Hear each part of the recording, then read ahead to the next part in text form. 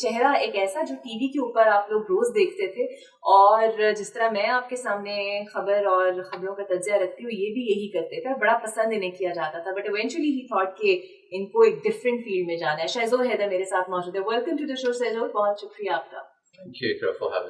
شہزور، T V کی چکا چوند سے اینکر بننے تک کا سفر، اور بڑا اچھا ٹاپ کا اینکر آپ مطلب رہے ہیں، نیوز اینکر جن کا تلفظ، جن کا بولنا، expression, every thing is on the peak.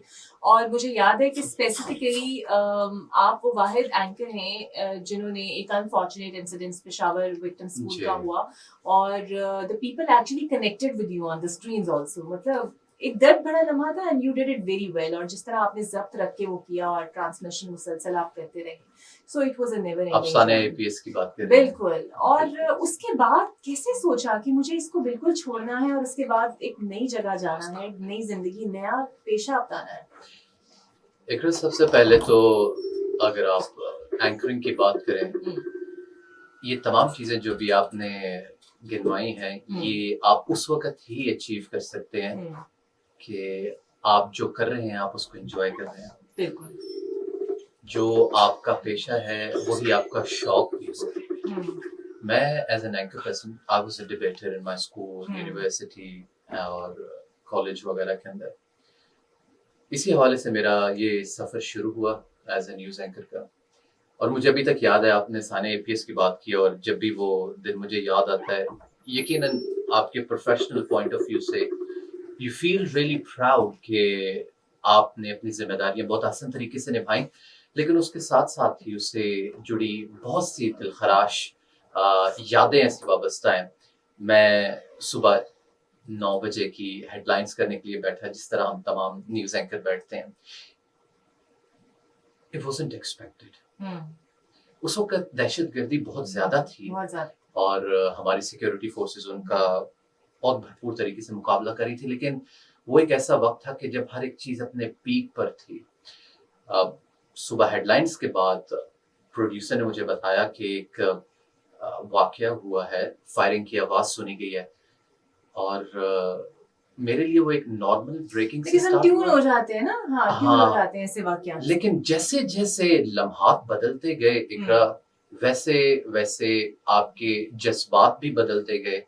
اور پہلے یہ خبر آئی کہ فائرنگ کا واقعہ ہوا ہے، پھر تھوڑی دیر کے بعد خبر آئی کہ اسکول کے پاس یہ واقعہ ہوا ہے. پھر ہمارے وہاں پر جو نمائندگان اور جو رپورٹرز موجود تھے، پھر انہوں نے تمام تفصیلات بتائیں. اور جیسے جیسے ڈے ڈیولپ ہوتا گیا، was non stop. If I remember correctly, it was like continuously 14 hours transmission marathon which I did. اور بہت سی چیزیں فولڈ ہوتی گئیں. مجھے ابھی تک یاد ہے، اور میں جب وہ اسکرین کے اوپر وہ فوٹیجز دیکھتا تھا کہ وہ مائیں جنہوں نے صبح اپنے بچوں کو تیار کر کے بھیجا تھا، وہ ماں جب اس کا بچہ باہر جا رہا تھا تو اس نے کہا کہ تمہارے شو کے اوپر جو ہے مٹی لگی ہے، اور اس نے اپنے دوپٹے سے، ایک ماں نے اپنے اس بچے کے شوز کے اوپر سے جو گرد تھی اس کو صاف کیا. اور تقریباً چند ہی گھنٹوں کے بعد وہ ماں اسی گرد میں اپنے بچے کی جو ہے وہ لاش تلاش کر رہی تھی. I know as a professional you have to do that, لیکن ایز اے ہیومن، ایک انسان کے طور پر بھی آپ بھی گوشت پوشت کے انسان ہیں، آپ کے بھی جذبات ہیں. like my eyes were like full of tears. اور اس سب تمام چیز کو روکتے ہوئے وہ تمام خبریں، وہ تمام واقعات لوگوں تک پہنچانے، اور پھر اس کے اوپر تجزیہ لینا، اور آپ ایک نیریٹو بلڈ کرتے ہیں. اور مشکل ہوتا ہے. اور اس وقت میں جو آپ کے ملک کے دشمن لوگ ہیں وہ بھی اس وقت ان تمام ٹی وی چینلز کو مانیٹر کر رہے ہوتے ہیں، دیکھ رہے ہوتے ہیں، کیونکہ وہ خوف پھیلانا چاہتے ہیں، وہ دہشت پھیلانا چاہتے تھے. لیکن ایز این اینکر پرسن آپ کے اوپر یہ ذمہ داری ہوتی ہے کہ آپ نے ان کا یہ ایجنڈا جو ہے اس کو مکمل نہیں ہونے دینا. آپ نے اپنے سننے والوں کو اور جو آڈینس ہے، جو پاکستان کی عوام ہے، اس کے اندر مایوسی نہیں پھیلنے دینی. اور مجھے اس میں وہ حضرت ابراہیم علیہ السلام کا وہ جملہ یاد آتا ہے جس کو قرآن نے بھی کوٹ کیا کہ میں اپنے رب کی رحمت سے آخر کیسے نا امید ہو سکتا ہوں. یقیناً وہ ایک بہت دلخراش مومنٹ تھا، لیکن اس کے ساتھ ساتھ ہمیں ایک امید بھی دینی تھی. تو یہ وہ دن ہے جو شاید میں کبھی نہیں بھول سکوں گا. اور اب بھی جب میں بھی बताता हूँ आपको कि मेरा जर्नी कैसे स्टार्ट हुआ, लेकिन अब जब मैं लेक्चर्स डिलीवर करता हूँ दुनिया की टॉप यूनिवर्सिटीज में, टॉप कंपनीज में अक्रॉस द ईयू, जितने कैपिटल्स हैं, Barcelona, Madrid, Poland, Germany, France, UK के अंदर, और टॉप ग्रेजुएट्स आते हैं, वो मुझसे पूछते हैं कि शहज़ोर आप हमें बताएं कि आपकी लाइफ के अंदर वो कौन सा ऐसा वाकया था जब आपकी रेजिलियंस टेस्ट हुई। And I always coat this incident कि I was like 24 years old, ठीक है, एक 23-24 साल का एक लड़का, और यकीनन उस वक्त आप अपनी इमोशंस के हवाले से इतने मैच्योर नहीं होते, और फिर आप जब इस सूरत हाल से गुजरते हैं और आपको इन तमाम चीज़ों का, जिसका भी मैंने जिक्र किया कि आपको कौम के अंदर उम्मीद को भी बांधना होता है, आपको अपनी प्रोफेशनल ड्यूटीज भी निभानी होती हैं, और आपको जो वाकयात जैसे जैसे डेवलप हो रहे होते हैं वो भी कवर करने होते हैं। तो मेरे लिए यकीनन वो एक बहुत ही यादगार भी और बहुत ही दिलखराश वाकया था। बिल्कुल सही। अच्छा शहज़ोर, जिस तरह आपने कहा कि एंकरिंग ने आपके अगले सफर में आसानी की आपके लिए, जो अब आप करते हैं, ट्रेनिंग देते हैं लीडरशिप, और इसके ऊपर कितना हेल्प किया आपको इसने? बहुत ज्यादा हेल्प किया। सबसे पहले तो एज एन एंकर पर्सन जब आप अपना सफर शुरू करते हैं, कम्युनिकेशन इज योर की टू द सक्सेस। आपको अपनी सोच में क्लैरिटी, और आप जो सोच रहे हैं उसको आप अपने अल्फाज के जरिए कैसे अगले तक पहुंचा सकते हैं, ये एक ऐसी कॉम्पिटेंसी है, ये एक ऐसी स्किल है। There is a difference between a skill and a competency. लोग अक्सर इस चीज को कंफ्यूज करते हैं। वो स्किल जो आप repetitively high level of excellence के साथ डिलीवर करते हैं, with the passage of time वो आपकी कॉम्पिटेंसी बन जाती है। ठीक है। तो as an anchor person communication is one of your competency. इस सफर के दौरान आप अपने ख्यालात को, अपने जज्बात को और अपने एहसासात को अपने बेहतरीन अल्फाज के चुनाव के साथ अपने सुनने वालों के सामने जब पेश करते हैं तो वो उस चीज को अंडरस्टैंड करते हैं। जब मैंने अमेज़न के अंदर अपना सफर शुरू किया, I have done my masters from university of Salford in international journalism for digital media, और फिर बीबीसी के साथ अपनी यूनिवर्सिटी के थ्रू वर्क एक्सपीरियंस जो मैंने किया, उसने मुझे बात समझाई कि दुनिया में सबसे इम्पोर्टेंट जो स्ट्रेंथ है, जो कॉम्पिटेंसी है, वो कम्युनिकेशन है। कि आप अगले तक अपना मैसेज दुरुस्त तरीके से पहुंचा सकें with the right intent. Right intent is really important. Why? क्योंकि एडल्ट लर्निंग थ्योरी के ऊपर adults want to know the why factor behind it. मैं आपके साथ एक गुफ्तगू कर रहा हूँ, आपको कुछ बता रहा हूँ। एज एन एडल्ट आप सिर्फ वो मैसेज नहीं सुनना चाहेंगे, आप ये सुनना चाहेंगे मैं आपको क्यों बता रहा हूँ। ठीक है, ये जो क्यों है, ये वाई फैक्टर। जब हम इस मुआशरे में ग्रो हो रहे थे, इकरा आपको भी याद हो, यहाँ पे कहा जाता है कि क्यों ना पूछिए, क्योंकि क्यों से लड़ाई होती है। लेकिन जैसे मैंने अपना एकेडमिक करियर को इनहेंस किया और मल्टीनेशनल कंपनीज के साथ काम किया, and currently working with Amazon as a EU learning experience partner, recently got promoted from EU learning experience specialist to EU learning experience partner. ये बहुत ही ज्यादा इम्पोर्टेंट है कि आप लोगों को ये बताएं कि वो जो कर रहे हैं वो क्यों कर रहे हैं। और जब मैंने अपना सफर शुरू किया, I was very clear why I wanted to do that. हमारे बहुत ही अजीज दोस्त हैं अजहर जावेद, मुर्तजा अली शाह जियो न्यूज से, अजहर जावेद दुनिया न्यूज के वहाँ पे ब्यूरो चीफ थे। इसी तरह बहुत से हमारी सहाफ़ी बरादरी यूके के अंदर बहुत ज्यादा स्ट्रॉन्ग है। तो उन्होंने, जब मैं उधर गया तो उन्होंने मुझे कहा while I was doing my studies कि शाज़ोर आप यहाँ पर इसको कंटिन्यू करो। मैंने जब उस मुआशरे को रीड किया तो मुझे लगा कि इस यहाँ पर बहुत सी ऐसी अपॉर्चुनिटी हैं जो मुझे सीखनी है, और फिर उनके अंदर जो मास्टरी लेवल है उसको हासिल करना है। उसके अंदर इस कम्युनिकेशन पार्ट ने, जो मैंने as a journalist, as an anchor person अपना सफर शुरू किया, उसने बहुत ही की रोल प्ले किया, because I was very clear what I wanted to do, why I wanted to do and how I wanted to do. What, why and how is really important in your life, because it provides you the clarity, provides you a real momentum, rhythm, और जो आप करना चाहते हैं उसके लिए वो passion provide. मैंने यहाँ पर पंजाब यूनिवर्सिटी से अपना मास्टर्स किया। मैं उस वक्त भी अपने इर्द गिर्द के लोगों से यही सुनता था کہ باہر جانا چاہیے انسان کو اور وہاں پر زیادہ اپرچونٹیز ہیں. No doubt about it and we gonna discuss about it. لیکن اس وقت آئی واز ریئلی پیشنیٹ کہ میں پاکستان میں رہ کر بھی کچھ کر سکتا ہوں, اور وہ میں نے کیا. اور جیسے آپ نے اپنے انٹرو کے اندر ایکسپلین کیا, میں پرائم ٹائم کر رہا تھا اس وقت.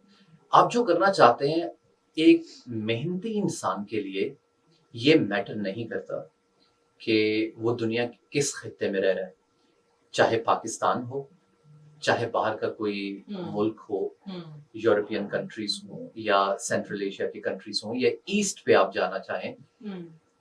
ایک محنتی انسان جو ہے وہ ریگستان کو بھی باغ بنا سکتا ہے, اور ایک کاہل انسان جو ہے وہ ایک ہرے بھرے باغ کو ریگستان میں تبدیل کر سکتا ہے. سو یہ میٹر نہیں کرتا کہ آپ کہاں ہیں, یہ میٹر کرتا ہے کہ اس انوائرمنٹ کے اندر آپ اپنے آپ کو کیسے ایکسل کر سکتے ہیں, آپ کی کیا اسٹرینتھس ہیں, آپ کیا کرنا چاہتے ہیں.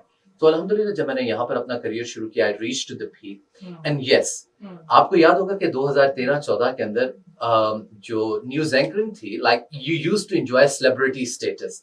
ٹھیک ہے, اس وقت چینلز اتنے زیادہ نہیں تھے, اور چند گنے چنے چہرے تھے جو ایز این اینکر پرسن آتے تھے, تو لوگ بڑے انہماک سے ان کو سنتے تھے, اور جب آپ باہر جاتے تھے تو لوگ باقاعدہ آپ کو ریکگنائز کرتے تھے.